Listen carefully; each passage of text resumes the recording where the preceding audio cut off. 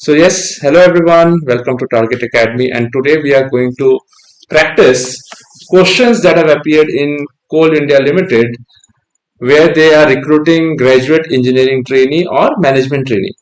दोनों में mechanical engineers को हायर करते हैं. They hire other engineers too, but since you guys are from mechanical, so mechanical के point of view से ही बात करते हैं. These are the questions that has appeared in Coal India Limited. आप देखना तो कैसे क्वेश्चंस आता है और कैसे आप सारे क्वेश्चंस को आप करने का कोशिश कर सकते हो, जैसे कि डीआरडीओ, ओएनजीसी, आईओसीएच, ये सब में भी आया है. विल सी किस लेवल का क्वेश्चन है. तो आप लोगों को इससे ये समझ में आएगा कि अच्छा, टारगेट एकेडमी पे सर पढ़ा रहे हैं, सो यूनिवर्सिटी के साथ साथ we can definitely go ahead with preparation of such questions, and we shall by the end of BTech we shall be ready for all the examinations that we want to attempt for. आपको ये realisation आज हो जाएगा अच्छे से. ठीक है. सो कोल India का PYQs के हिसाब से देखा जाए, and the topic is today that the topic we are going to discuss is basic thermodynamics. Actually thermodynamics का ही पूरा होता, लेकिन अप्लाइड भी आ जाता है इसमें, लेकिन हमने बेसिक थर्मोडायनेमिक्स का ही क्वेश्चन अभी निकाल रखा है फर्स्ट लॉ तक. आप देखना. अब क्वेश्चन, पहला वाला क्वेश्चन देख लो. For a close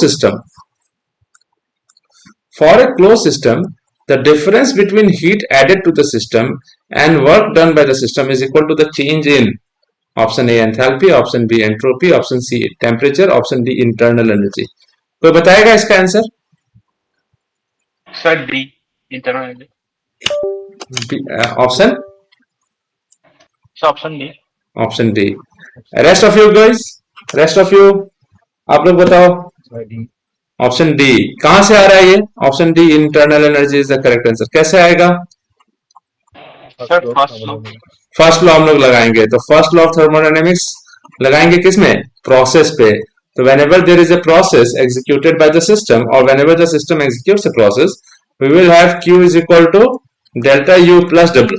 This is, we have the statement and the resultant equation for a system executing a process. So Q is equal to delta U plus W. तो difference between heat added to the system और Q minus W कर देंगे तो क्या होगा? Change in क्या है? is equal to the change in internal energy. ये कोल इंडिया लिमिटेड में पूछा गया है. अब आप एक एक करते जाते जाओ, देखना आप लोग सब कुछ का आंसर आप लोग खुद से देते जाओ. Figure below shows thermodynamic expansion process ABCD. Thermodynamic expansion हो रहा है. ठीक है. Processes ABCD. Which line is closest to isentropic process? बताओ.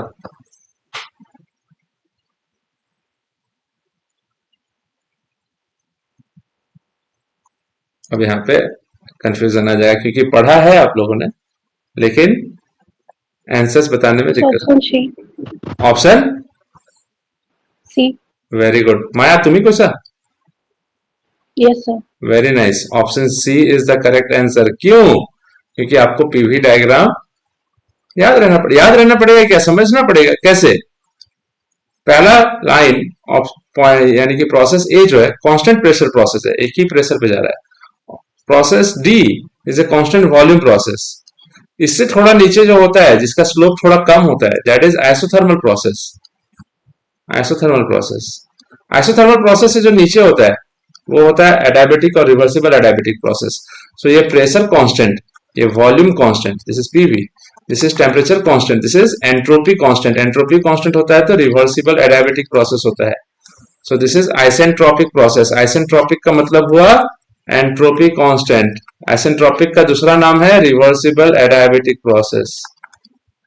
M I clear all of you? Yes और no? All of you guys? Yes. तो ये questions तो आपने फर्स्ट लॉ ऑफ थर्मोडायनेमिक्स, जब आप एनर्जी एंड एनर्जी इंटरेक्शन पढ़ रहे थे थर्मोडायनेमिक्स में, तो ये सब क्वेश्चंस तो, या ये सब चीज पढ़ाया गया आपको कॉलेज में. ऐसा नहीं है कि बहुत out of the world question पूछ रहा है आपसे. So option C is the correct answer. आगे बढ़ते. The relation P V to the power gamma is equal to constant where gamma is the ratio of specific heat of ideal gas is applicable to. अब देखना ये सब चीज. Sir B होगा. Only reversible adiabatic process. Answer B is the correct answer. इसको हम लोग reversible adiabatic process बोलते हैं.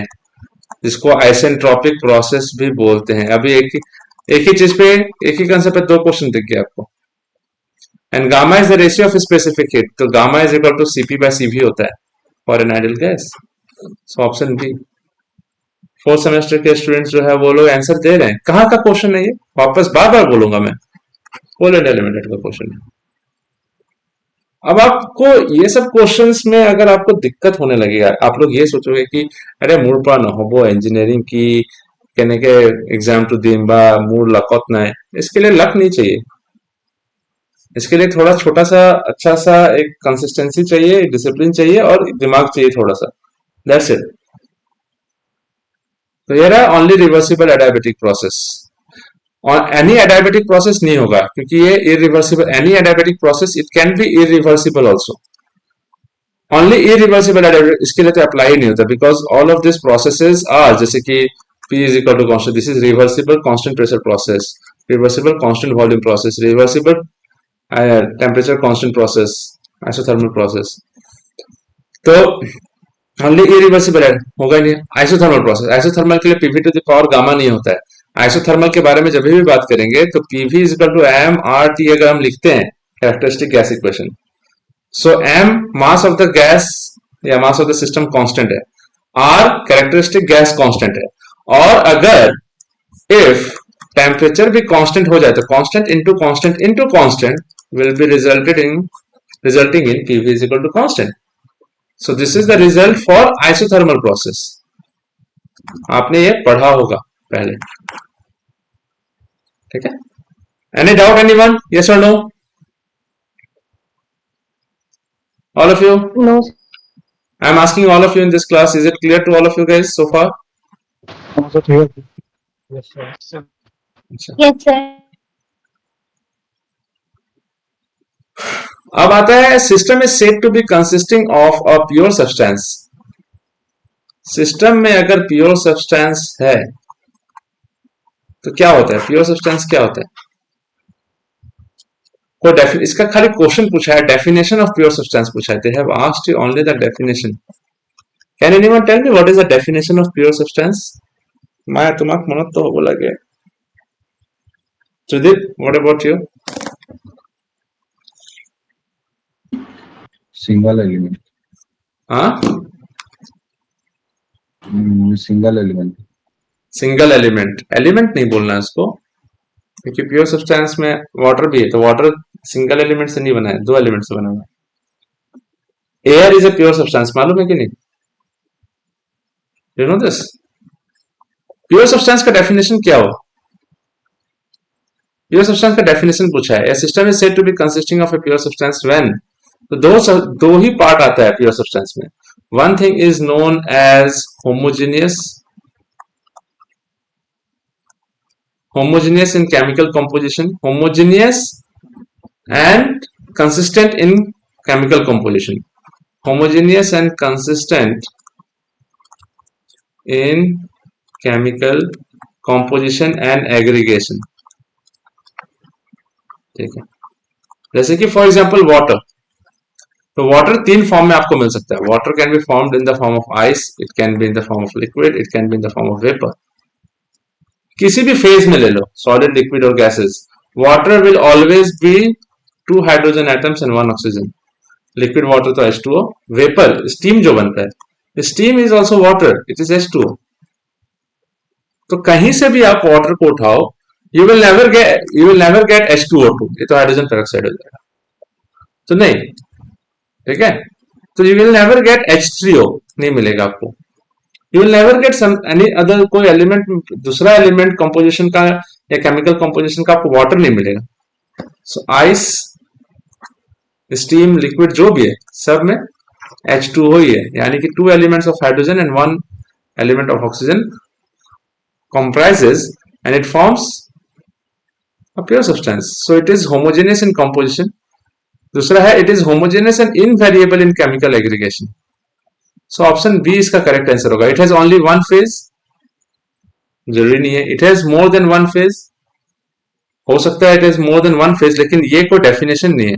जब आपके सामने ऑप्शन बी थोड़ा ज्यादा करेक्ट डेफिनेशन दिख रहा है, so it is homogeneous and invariable. Invariable का मतलब हो गया जिसमें हम लोग कंसिस्टेंट बोल रहे हैं, कभी भी वेरी नहीं करेगा। अब जैसे कि मैं आपको बोलता हूँ air is a pure substance, air में क्या है 78% 78% nitrogen, 21% oxygen and 1% trace gases. अब कहीं का भी ले लो, आप इंडिया का ले लो, एयर, ठीक है, पॉल्यूटेंट्स नहीं बात कर रहा हूं मैं, एयर, ठीक है। ऐसा नहीं है कि यहाँ का 800 हो गया और AQI तब जाके आप देख रहे हो सर यहाँ तो पॉल्यूटेंट भी है सर, यहाँ PM 2.5 भी आ रहा है। PM 2.5 is not a part of air, उसको हम लोग एयर नहीं बोलते, उसको हम लोग पॉल्यूटेड एयर बोल रहे हैं। हम सिर्फ एयर के बारे में बात कर रहे हैं। तो अगर आप एयर यहाँ से उठाओ, यार मेघालय से उठाओ, और एयर जाके नेदरलैंड से उठाओ, वही 78% nitrogen, 21% oxygen, 1% trace gases. Am I clear all of you? Yes or no? All of you guys? Yes, sir.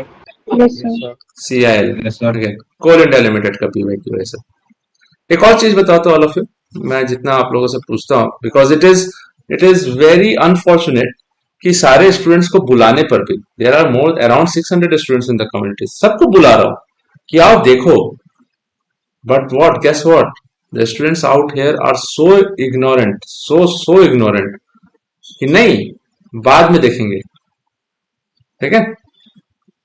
कोई लोग ऐड होता है फिर चला भी जाता है, आई डोंट नो। एनीवेज, एक और बात बताओ तो यहाँ से, रक्तिम जय, त्रिदीप, आप लोग सब कुछ यहाँ पे हो, जो भी मानस है यहाँ पे, आप लोग बता दो क्वेश्चन टफ है क्या? यस और no? Tell me guys, are this questions tough? Maya, do you think so? No, sir. हाँ, ये सब क्वेश्चन टफ है?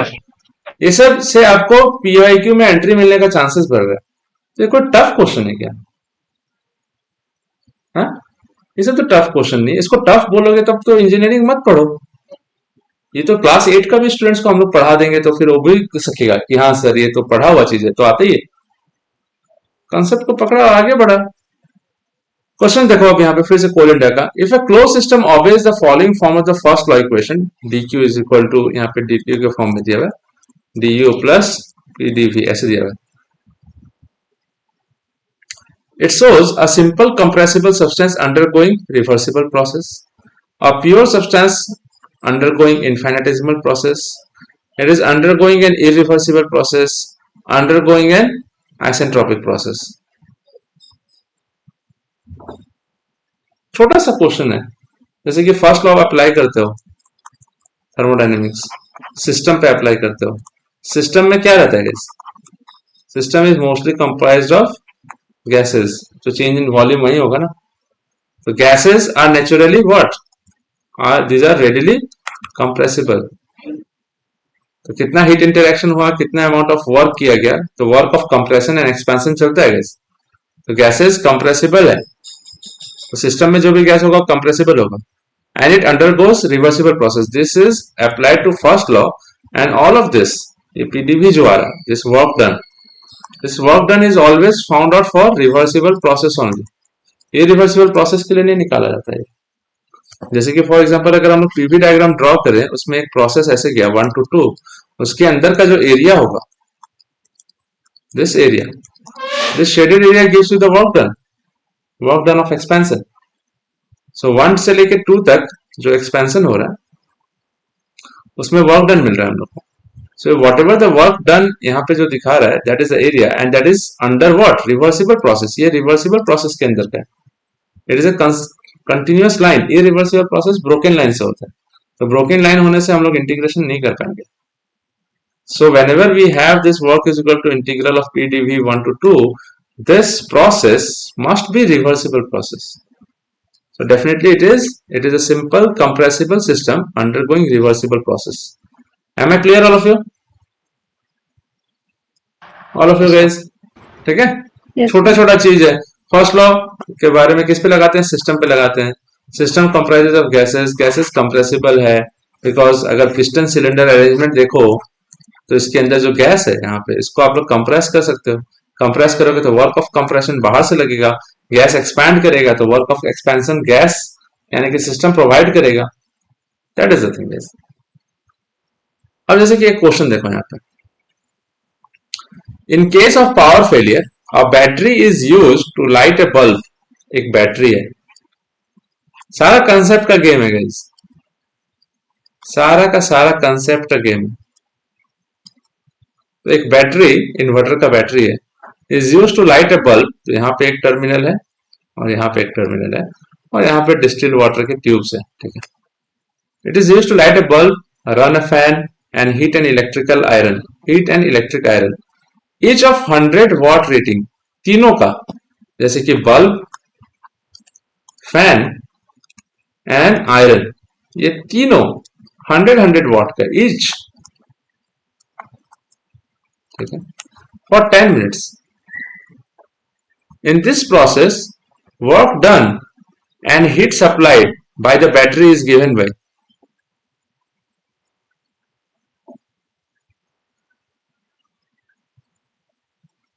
बोलो तो। सर इसमें शायद वर्क डन के लिए पावर इनटू टाइम करेंगे।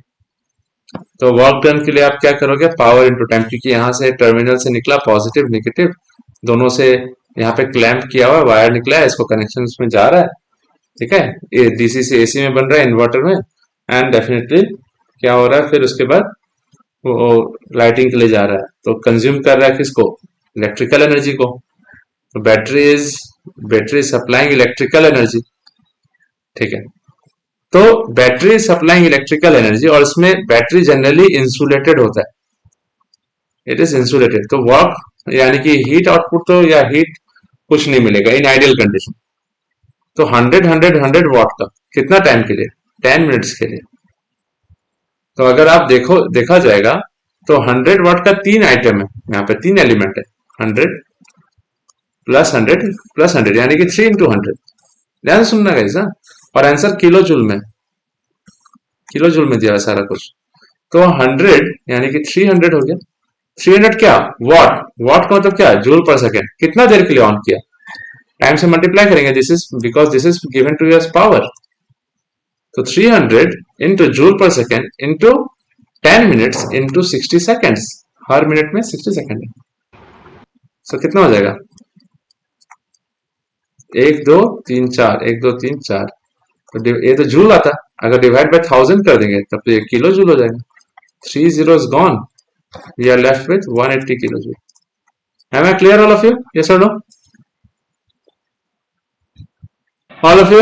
Yes, All sir. of all of you guys, if there is any doubt, let me know. Is it clear to all of you? Sir हाँ बोलो। इसमें बैटरी इंसुलेटेड है इसलिए heat supply zero होगा। Zero होगा, क्योंकि अगर आप क्वेश्चंस में देखोगे डायरेक्टली इलेक्ट्रिकल एनर्जी जो जा रहा है वो डायरेक्टली बाकी के इलेक्ट्रिकल इक्विपमेंट्स को रन करने में काम आ रहा है। हीट के बारे में कुछ बोल भी नहीं रहे हैं लोग, समझ में आ रहा है। इन जनरल कंडीशंस अगर यहाँ पे कुछ क्वेश्चंस में ऐसे देता कि while doing so क्या बोलते हैं, the battery casing is losing heat, something like that, कुछ बोलता कि losing heat at the rate of 10 what पर सेकेंड, तब हीट सप्लाई निकालने के लिए तब तो रेट ऑफ हीट ट्रांसफर मिल जाता 10 वॉट क्यू डॉट, 10 जूल पर सेकंड से अगर लूज कर रहा था तो कितना टाइम के लिए चल रहा है, 10 मिनट्स के लिए, तो 10 इंटू 60 इसको करते तब तो क्यू भी निकल जाता हम लोग का। लेकिन हीट के बारे में या हीट इंटरैक्शन के बारे में कुछ नहीं बोला है। The battery is interacting just in the form of electrical energy, so electrical energy is being supplied to whom, to all this electrical equipments, and they are running and consuming it. Am I clear, all of you? Yes or no? All of you guys, yes or no? Yes. सबसे पूछ रहा हूं मैं, सुदीप बुझी पैसा कथा तो ठीक है।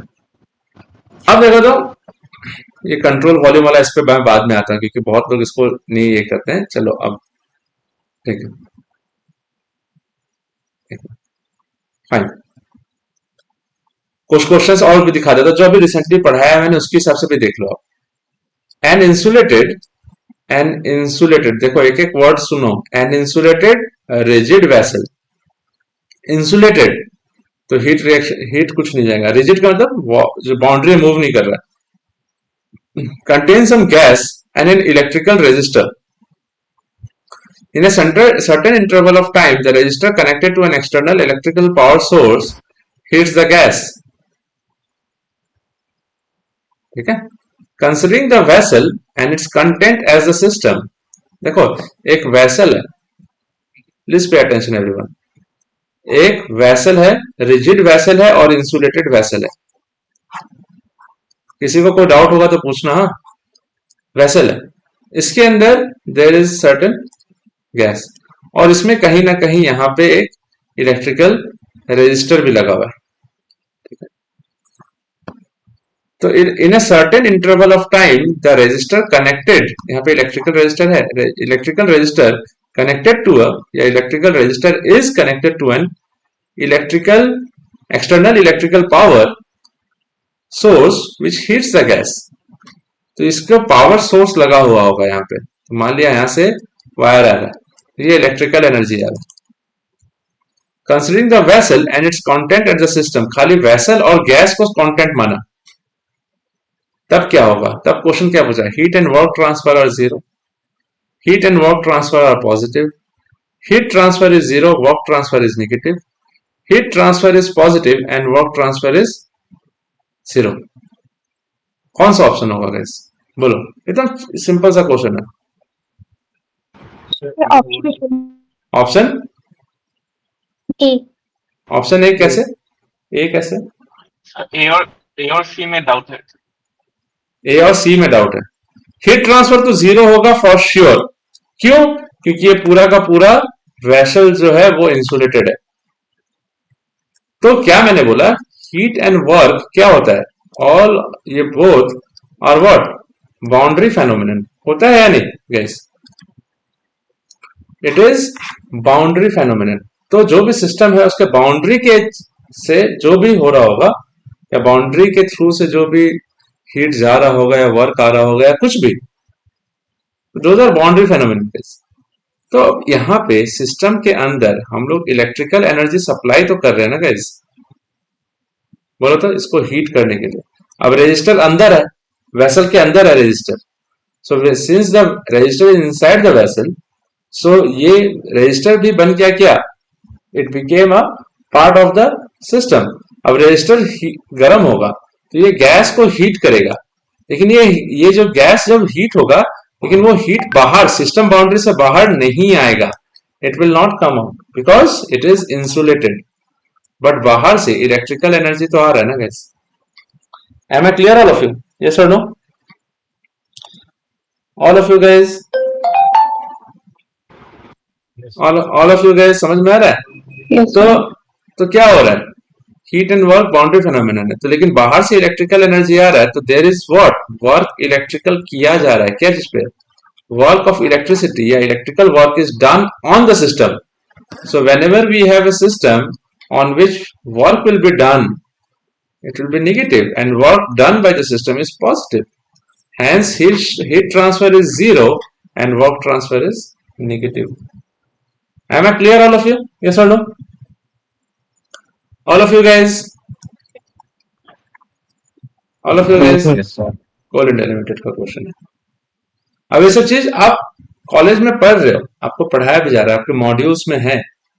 मॉड्यूल 1 में ही मिल जाएगा ये बेसिक थर्मोडायनामिक्स के बारे में, एनर्जी एंड एनर्जी इंटरेक्शन के बारे में, कि हीट और वर्क कैसे इंटरेक्ट करता है सिस्टम और सराउंडिंग्स में। तो पहला चैप्टर ही है बेसिक थर्मोडायनामिक्स या introduction to thermodynamics and zeroth law, उसी में है। तो वहीं से क्वेश्चन आ रहा है बहुत सारे। अब देख लो कितना सारा क्वेश्चन आ गया अभी तक उसी चैप्टर से, फर्स्ट लॉ तक। अब जैसे कि क्वेश्चन देखो, in a reversible isothermal process undergone by an ideal gas, कौन सा प्रोसेस बोला?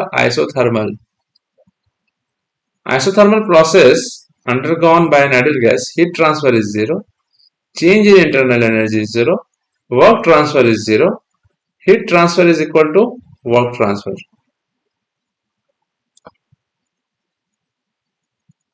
को बता सकते हैं?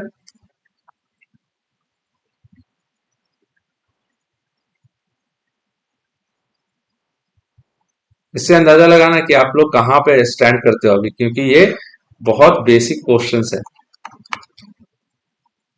सिर्फ छोटा सा क्वेश्चन पूछा है। तो हम लोग क्या लिखते हैं? We write down Q is equal to delta U plus W लिखते हैं ना गाइस? है ना, सर डी होगा। डी। और ये हाँ सर, और ये आइसोथर्मल होगा क्योंकि तो टेम्परेचर वो होगा। कांस्टेंट होगा, टेम्परेचर Yes, कांस्टेंट होगा तो क्या होगा? सर यू यू का एक फॉर्मूला था ना, वो एनसीबी या डेल्टा पी शायद। यस। तो तो आइडल गैस ध्यान से सुनना, हाँ, एक एक चीज देखो, ऐसे पढ़ने का तरीका देखो। हम लोग सिस्टम लेते हैं और सिस्टम में आइडल गैस लेते हैं। An ideal gas, in an ideal gas क्या होता है कि internal energy is directly a function of temperature only. ये एमसीक्यू में आता है question, U is a function of temperature only। ठीक है, तो U is a function of temperature only। So if I say delta U, so it will be a function of delta T। Now since temperature is equal to constant, so delta T is equal to 0। Am I clear all of you? Yes or no? All of you? yes, Yes, sir. तो temperature constant रखने से internal energy भी, जब temperature change नहीं होगा तो internal energy भी zero होगा। तो change in internal energy will be zero. और यहाँ पे heat transfer is equal to work transfer, बात सही है, heat transfer is equal to work transfer के बराबर होगा। तो यहाँ पे क्यू, क्योंकि डेल्टा यू जीरो हो जाएगा, जब डेल्टा यू जीरो हो जाएगा तो प्लस वर्क डन, तो Q will become equal to W. तो दोनों ऑप्शन सही है। लेकिन जनरली ये पहले का पुराना क्वेश्चन से सब है बेसिकली, जो कि बार बार रिपीट होता है। तो बाद में क्या हुआ कि एमसीक्यूज अभी जो कोल इंडिया लिमिटेड देगा उसमें जो 4 ऑप्शंस रहेंगे उसमें से एक ही ऑप्शन करेक्ट रहेगा, ये 2 वाला करके नहीं देंगे लोग। और ये प्रैक्टिस सेट में भी है, तो हो सकता है कि कहीं ना कहीं कुछ लिखने में प्रॉब्लम किया हो या कुछ भी। तो ये दोनों ऑप्शन सही है। Change in internal energy zero, because of which heat transfer will be equal to work transfer, because will be left for that Q is equal to W। Am I clear all of you? Yes or no? All of you? Yes. अब आपसे कोई पूछेगा कि heat transfer sir zero होगा क्या, आप बता सकते हो? इसका एक्सप्लेनेशन कोई दे सकता है कि कांस्टेंट टेम्परेचर पे हीट ट्रांसफर जीरो नहीं होता है? बोलो तो कोई एक ऐसा एग्जांपल जहां पे आप बता सको कि हीट ट्रांसफर,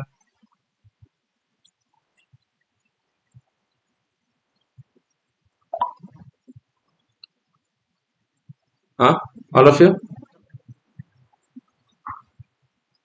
सर याद नहीं है। याद नहीं है? बताओ तो, कोई एनीवन?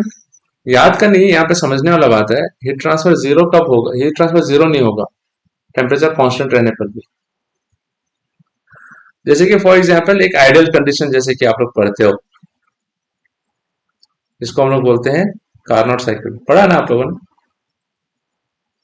पढ़ा है ना कार्नोट साइकिल गैस? तो हम लोग Yes, sir. टीएस डायग्राम में बनाते हैं। सो कांस्टेंट टेम्परेचर पे हीट सप्लाई होता है और कांस्टेंट टेम्परेचर पे हीट रिजेक्ट भी हो जाता है। So this is one such example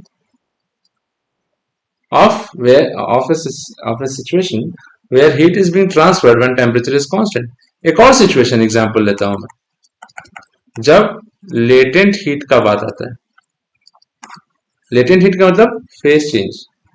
जैसे कि फॉर एग्जांपल अगर आइस लिक्विड बनता है, लिक्विड वाटर बनता है, तो ये हीट रिलीज करता है, ये हीट एक्सेप्ट करता है बस, ठीक है, इसको हीट देना पड़ता है। लिक्विड वाटर को अगर वेपर बनाना है, वाटर वेपर, तो उसको हीट देना पड़ेगा। तो इसमें क्या होगा? m into L of vaporisation, यहां होगा m into L of fusion. So latent heat of vaporisation, यहाँ टेम्परेचर कांस्टेंट हो जाता है, लेकिन टेम्परेचर कांस्टेंट होने पर भी हीट ट्रांसफर तो चल रहा है guys. Am I clear all of you? Yes और no? All of you guys? Yes. कोई डाउट है? If there is any doubt let me know, ठीक है, kindly let me know guys, ठीक है। अब देखो तो ये क्वेश्चंस कोल इंडिया लिमिटेड के रिसेंट क्वेश्चंस में से एक है। क्वेश्चन क्या है? A system undergoes a change of state during which 100 kilojoule of heat is transferred to it and it does 50 kilojoule of work. A system undergoes a change of state during which 100 kilojoule of heat is transferred to it and does 50 kilojoule of work. The system is brought back to original state through a process during which 120 kilojoule of heat is transferred to it. The work done by the system is. रক্তিम जय, कल तो वैसा question कराया ना मैंने, याद है? Yes. Yes. तो ऐसा केस में क्या हो रहा है? The system is what? The system is executing something called cycle. पहले 1 से 2 पे गया, फिर 2 से 1 पे भी आ गया केस, तो मिलके घुमा के एक साइकिल बना। अब इसको जब आप अच्छे से पढ़ोगे तब समझोगे, क्योंकि ज्यादा कुछ डिफिकल्ट है नहीं।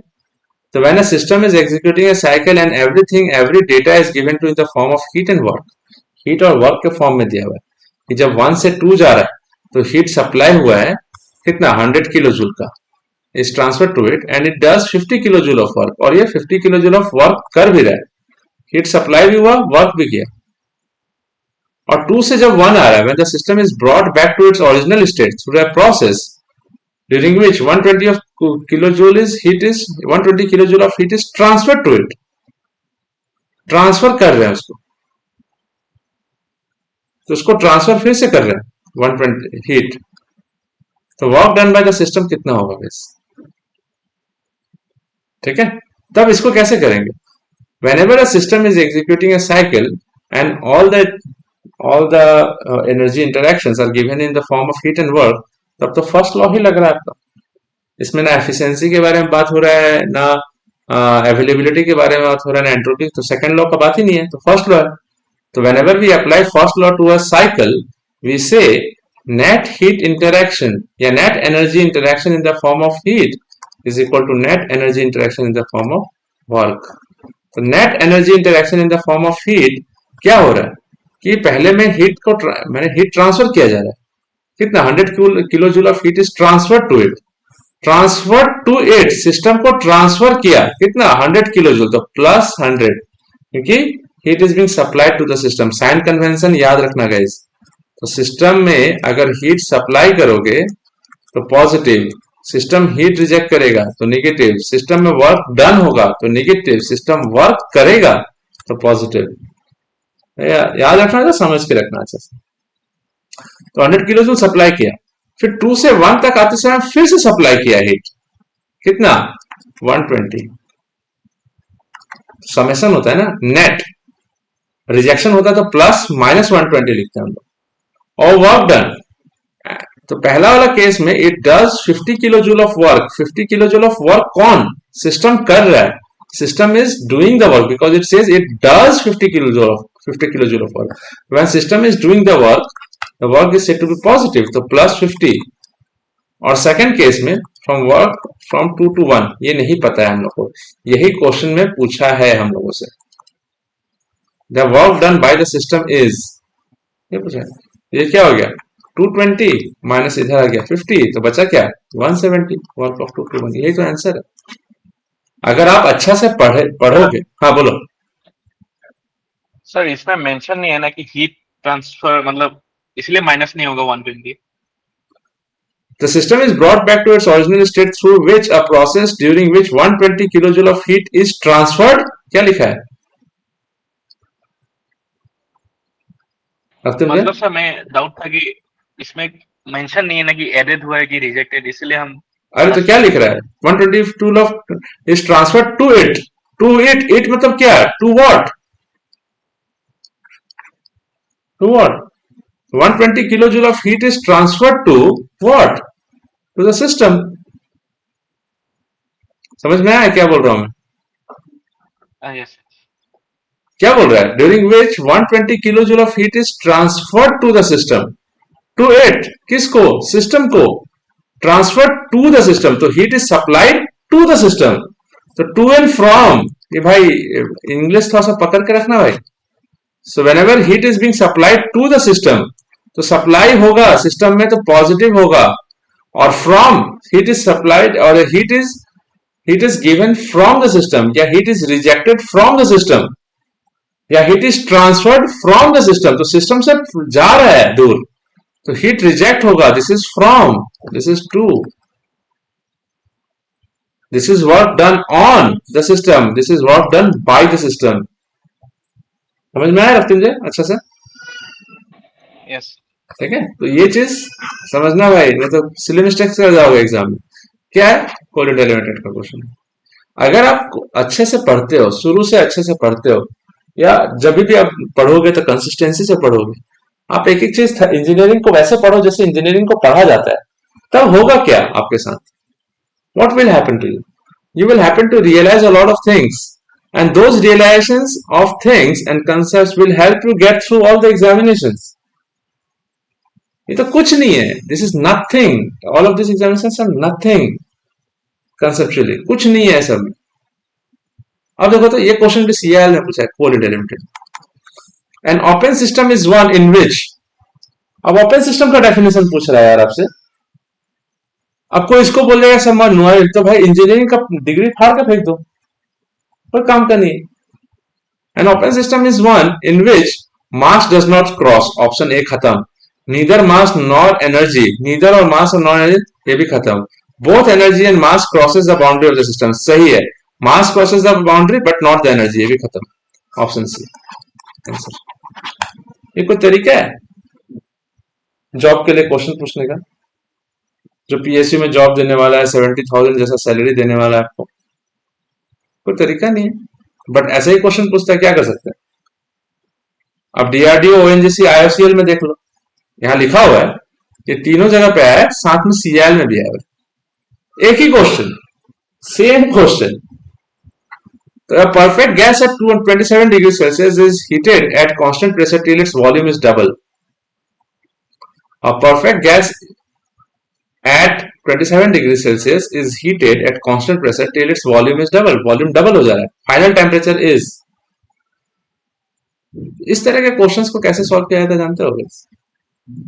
ये होता है इक्वेशन ऑफ स्टेट से आया हुआ क्वेश्चन। इक्वेशन ऑफ स्टेट का मतलब, बहुत लोग यहाँ पे क्या करेंगे, 27 डिग्री सेल्सियस कांस्टेंट प्रेशर पे है तो PV is equal to mRT लिखेंगे, mR कांस्टेंट, ऐसे करके सोचेंगे बहुत कुछ। जिसका प्रैक्टिस नहीं है वो नहीं समझ पाएगा, लेकिन जो समझेगा अच्छा से वो ये जानेगा कि PV is equal to mRT करते तो टेम्परेचर नीचे ले आओ। I'll have PV by T is equal to mR. Mass of a system is constant. R is already a constant for the gas, so it is a constant. तो PV by T is constant. इसका मतलब क्या हुआ कि P1 V1 by T1 is equal to P2 V2 by T2. अब pressure constant है तो P1 और P2 कैंसिल हो जाएगा, तो will be left with V1 by T1 is equal to V2 by T2। लेकिन क्वेश्चन में क्या है कि हीट किया जा रहा है कांस्टेंट प्रेशर पे till its volume is double, और ये जो टेम्परेचर T होता है ये केल्विन में होता है गैस, डिग्री सेल्सियस में मत लिख देना गलती से। तो वॉल्यूम इज डबल, तो हीट करने से वॉल्यूम डबल हो रहा है। तो अगर पहला इनिशियल वॉल्यूम V है तो फाइनल वॉल्यूम 2V है। तो अगर V1 V है तो फाइनल वॉल्यूम 2V है। इनिशियल प्रेशर 27 डिग्री सेल्सियस, तो ये 300 केल्विन है, और यहाँ पे T2 है। ये नहीं पता है हमको, T2 ही निकालना है गैस। ये तो क्वेश्चन 11 वालों को भी जेई में नहीं पूछता है सब क्वेश्चन, नहीं, they don't ask. JEE mains में भी नहीं पूछेगा, एडवांस तो छोड़ दो, ये सब क्वेश्चन नहीं पूछता है लोग। आपको पूछ रहा है कहाँ के लिए, तो क्या होगा, V और V कैंसिल हो गया, T2 उधर गया, 300 उधर गया, तो 600 kelvin. Am I clear all of you? बोलो, किसी को कोई डाउट है? T2 is equal to 600 kelvin. 600 kelvin में से 273 माइनस कर दो, क्योंकि आंसर डिग्री सेल्सियस में, तो कितना हो जाएगा, 37।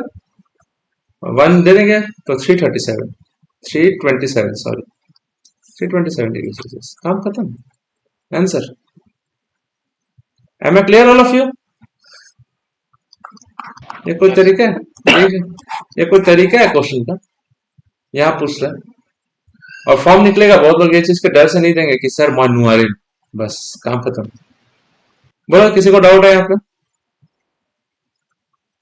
कुछ डाउट है तो पूछ सकते हो प्लीज। अब देखो, भेल और NHPC, भेल मतलब Bharat heavy electricals limited, NHPC national hydro power corporation, जैसे कि टहरी डैम, इनके अंडर का काम है। तो ये लोग डैम बनाते हैं, हाइड्रो इलेक्ट्रिक पावर प्रोजेक्ट पे काम करते हैं, Pelton wheel, Francis turbine, Kaplan turbine. जो फाइनल सेमेस्टर के स्टूडेंट्स हैं उनको पता चलेगा। अब क्वेश्चन क्या है, ये कल क्वेश्चन, यही क्वेश्चन कल मैंने कराया था, और मैंने बोला था कि ऐसा क्वेश्चन CIL में ये सब में पूछता है, PSU में पूछता है, तो आप देख लो, ऐसा क्वेश्चन मैंने कल कराया था।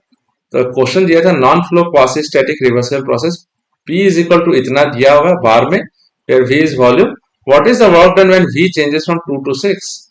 तो ESE 2013 में इंजीनियरिंग सर्विस एग्जामिनेशन में आ चुका है 2013 में। सेम क्वेश्चन उठा के भेल, NHPC ये सब में पूछ रहा है। कौन? ये सब PSU।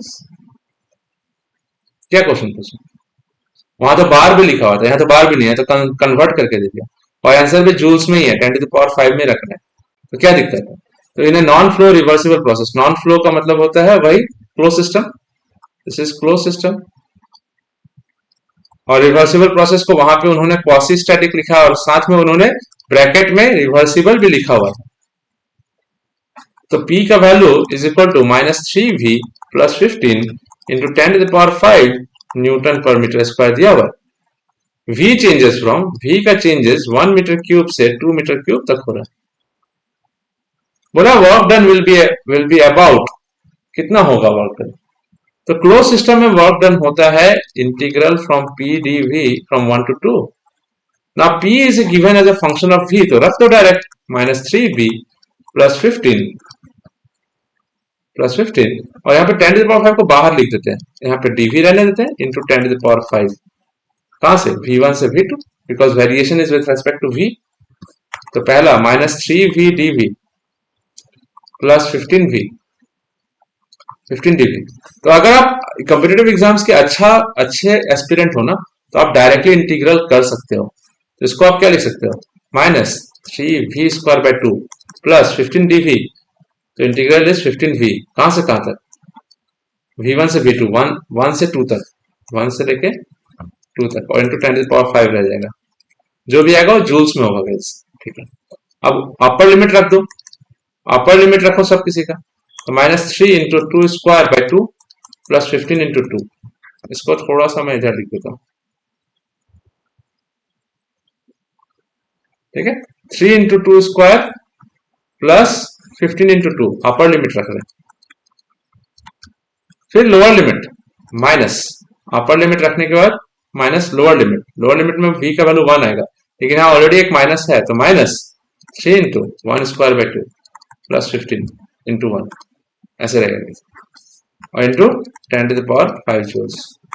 तो एक टू खत्म, -3 into 2 is -6 + 30, minus minus plus हो जाएगा 3/2, minus minus minus plus minus -15 into 10⁵। देखो तो 30 - 15 इज 15, और -6 + 3/2, ठीक है। तो 30 - 15 इज 15, 15 - 6 इज 9, तो 9 + 3/2, this pay attention, 9 + 3/2 into 10⁵, 18 + 3, 2 into 9 is 18, 18 + 3 is 21, 21/2 into 10⁵, 10.5। So net work will be about बोल दिया ना, तो 10 ये आता 10.5 into 10⁵ जूल्स। अब देखो यहाँ पे लोग गलती क्या कर देंगे, सिली मिस्टेक, जल्दबाजी है, तो पेशेंस नहीं है। अगर मान लो पेशेंस रख के यहाँ तक आंसर आ भी गया, तब क्या करेंगे लोग कि ऑप्शंस को ध्यान से नहीं देखेंगे, जूल और किलो जूल पे ध्यान नहीं देंगे, तो क्या कर देंगे, मिस्टेक कर देंगे। तो यहाँ पे 10.5 into 10⁵ जूल्स, तो आंसर जूल्स में, कोई किलो जूल में देखो 10 into 10⁵ किलो जूल्स, तो आपको कंफ्यूज करने के लिए दे दिया यहाँ पे। बहुत लोग क्या करेंगे, हाँ सही आंसर आया, गलत मार के आ गए। बस कंप्यूटर बेस्ड टेस्ट में आपका आंसर आपने चेक भी नहीं किया, मान लो रिवीजन, तो आंसर होगा C not D, joules. Am I clear all of you? All of you guys, joules क्यों होगा? क्योंकि प्रेशर आपको न्यूटन पर मीटर स्क्वायर में दिया हुआ है, वॉल्यूम मीटर क्यूब में दिया हुआ है, तो खत्म हो जाएगा, एक एक न्यूटन मीटर जो बचेगा वो जूल्स होता है। किसमें आया? भेल NHPC में। अब यही सब ओपनिंग करंट वैकेंसीज निकलता है, इसमें ये सब क्वेश्चन पूछता है, करो इंटरव्यू का प्रिपरेशन करो, make it happen for you, for your own career. क्या है सब में, सिंपल सा बात है। अब जैसे कि भेल में भारत हैवी इलेक्ट्रिकल्स लिमिटेड में क्या क्वेश्चन पूछता है? 2 kg of a substance receives 500 kilojoule and undergoes a temperature change from 100 degrees Celsius to 200 degrees Celsius. The average specific heat of substance during the process will be. Average specific heat पूछा है, यानी कि specific heat पूछा है आपसे. तो heat receive किया कितना? 2 kg of substance. Temperature change कहाँ है? 100 से 200. तो I can write down Q is equal to m c delta T. Q कितना है? 500 किलो जूल. और आंसर किलो जूल में ही है, तो इसको 500 किलो जूल को किलो जूल रहने दो. ऑप्शंस देखो तो 500 किलो ऑप्शंस में किलो जूल में रहने देना, तो 500 किलो जूल रहने दो. मास कितना है? 2. सी नहीं पता, यही निकालना है. और डेल्टा टी कितना है? 200 माइनस 100. यहाँ पे टेम्परेचर को चेंज मत करना, क्योंकि सब्सट्रैक्शन में जब भी होगा ना, तो जो भी वैल्यू केल्विन स्केल में आएगा वही वैल्यू डिग्री स्केल में भी सेम रहेगा सब्सट्रैक्शन में. बिकॉज 200 प्लस 273 माइनस 100 प्लस 273 यही होता है. तो 273 कैंसिल हो जाएगा, अल्टीमेटली वही रहता है. सो 200 minus 100 is 100. 2 into 100 is 200. I'll have 500 divided by 200. बचेगा सी. आंसर आएगा 2.5 किलो जूल पर केजी केल्विन. ऑप्शन. ये कोई क्वेश्चन है? ये मैं अपनी तरफ से नहीं लिख रहा हूं, क्वेश्चन पेपर भेज सकता हूं आपको मैं. ये भेल में भी आया, सीएल में भी आया. एने का क्वेश्चन আহিলে পাৰিবা ন? All of you guys, एने का क्वेश्चन যদি আহে, you guys will be able, all of you guys will be able to do. Vishal, what do you say? Manas? Konkan की बोली কোৱা? পাৰিবা নে এনে का क्वेश्चन? है ना? ইয়াতকে ডিফিকাল্ট আহিলে পাৰিবা. এটো তো একো নহয়. এটো তো জাস্ট এনে প্ৰিপাৰেচন কৰি ৰিভিজন কৰি গলেও হ'ব. These are the kind of papers. These are the papers I am doing it for to boost your confidence. आपका कॉन्फिडेंस को बूस्ट करने के लिए कर रहा हूं. भाई देखो, अवेयरनेस है नहीं. अभी जैसे कि इन दिनों मैंने कुछ लोगों से पूछा, भी ईएससी का पेपर था, मैंने पूछा ईएससी क्या है. So I am not blaming the students. Awareness नहीं है. আমাৰ অসমত अवेयरनेसৰ এম্বিয়েন্সটোৱে নাই. বাহিৰৰ পৰা ষ্টুডেন্টস নাহে পঢ়িবলৈ আমাৰ ইয়াত. Even though ASC is 1955 established, the students from outside the state, they don't come to study here. There is no competitive environment. तो उनको लग रहा है, बेचारे स्टूडेंट्स को लग रहा है ये एंड सेमेस्टर एग्जामिनेशन, अरे ये इंजीनियरिंग सर्विस एग्जामिनेशन. अब इससे कहाँ प्लेसमेंट होता है, कौन कौन ESC से क्या क्या मिलता है करने को, ये सब भी पता नहीं. अवेयरनेस है नहीं.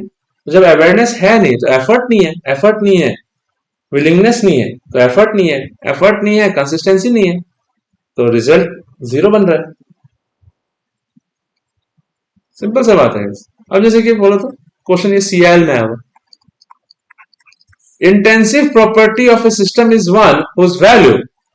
आप ऐसे ही बोल सकते हो. इंटेंसिव में IN का मतलब होता है independent of mass of the system. Independent of mass of the system. So intensive property of a system is one whose value does not depend on the mass of the system like temperature and pressure. काम खत्म. Option B. बाकी देख लो, depends on the mass of the system नहीं, is not dependent on the path followed but on the state. तो कोई भी property path followed पे depend नहीं करता, स्टेट पे डिपेंड करता है, चाहे वो एक्सटेंसिव हो या इंटेंसिव हो. प्रॉपर्टीज जैसे कि for example pressure, temperature, volume, total enthalpy, total entropy, total internal energy. तो प्रेशर, टेम्परेचर, यहाँ पे डेंसिटी, तो ये सब इंटेंसिव है, ये सब एक्सटेंसिव है, लेकिन ये भी प्रॉपर्टी है, ये भी पॉइंट फंक्शन है. इसको भी हम लोग पॉइंट के हिसाब से लिख सकते हैं. We can show it as a point on a graph. Is dependent on path, तो पाथ पे डिपेंड होता ही नहीं है प्रॉपर्टी कोई भी. It is point function. Simple. अगर अच्छा से पढ़ा तो आंसर लिख के आओगे. तो कैसे मैं मान लूं कि आप लोग अगर अच्छा से पढ़ोगे, कंसिस्टेंसी लाओगे, तो आप कैसे मान लो कि आपसे एग्जामिनेशन क्लियर नहीं होगा? ये सब तो आपको पढ़ा हुआ चीज है, पढ़ाया हुआ चीज है, समझाया हुआ भी चीज है, आपका समझा भी हुआ है. तो ये तो कोल इंडिया लिमिटेड के ऊपर आया हुआ क्वेश्चन है गाइस, फर्स्ट लॉ से. अब जैसे कि दूसरा क्वेश्चन देख लो. और यहाँ पे 2 क्वेश्चन नहीं कराया था मैंने, ठीक है. अब एक क्वेश्चन है यहाँ पे, a body of weight 100 newton falls freely through a distance of 10 meter against an atmospheric drag of 5 Newton. Considering the body A system the work interaction is. ये क्वेश्चन थोड़ा ट्रिकी है, लेकिन ये अच्छा क्वेश्चन है।